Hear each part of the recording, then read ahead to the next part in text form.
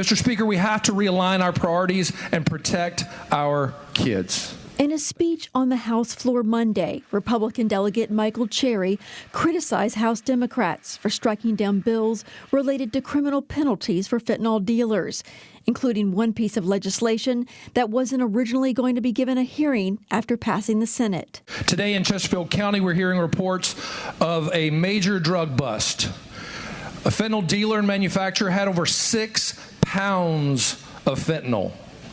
We learned earlier in this session that 1 gram of fentanyl can kill up to 500 people. State police say 45-year-old Anthony Pollard was arrested after troopers seized fentanyl powder valued at nearly $500,000 from his North Chesterfield home. That's approximately 3,000 grams of fentanyl.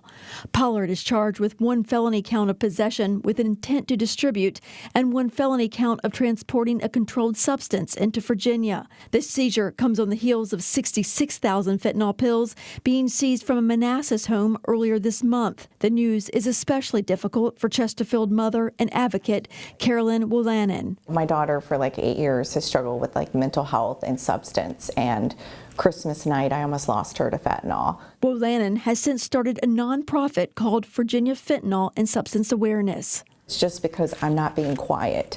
I know that this is really serious. It's hit my home. It's hit so many people's homes. She's helped draft 2 pieces of legislation that has strong bipartisan support, including a parental notification bill that requires schools to notify other parents when an overdose has occurred at school, and one that directs the Department of Education to develop age-appropriate teaching material to spread awareness to students about the dangers of drugs, including fentanyl. This is no longer about one side or the other. This is about coming together because, you know, at the end of the day, they have children and families too. We all do. And we have to kind of let go of this political stuff sometimes. And we need to get down to who is important right now, and that is our families, the next generation. It is going to take us all to come together. Meanwhile, regarding the bill Cherry raised concerns about, it is one that carries penalties for people having pill presses, which can be used in the manufacturing of illicit drugs.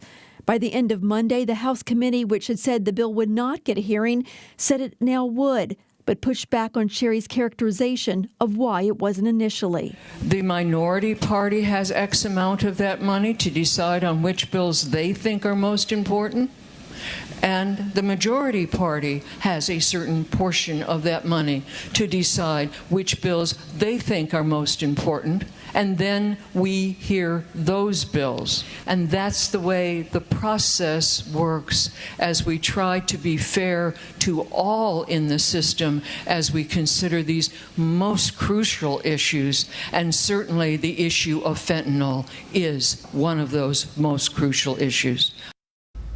Now, Open Change bill will be heard on Wednesday in the House Court Criminal Subcommittee. Meanwhile, the Senate bills on parental notification of an overdose and education bill on fentanyl awareness will be heard in education subcommittees later this week as well. Back to you, Julie.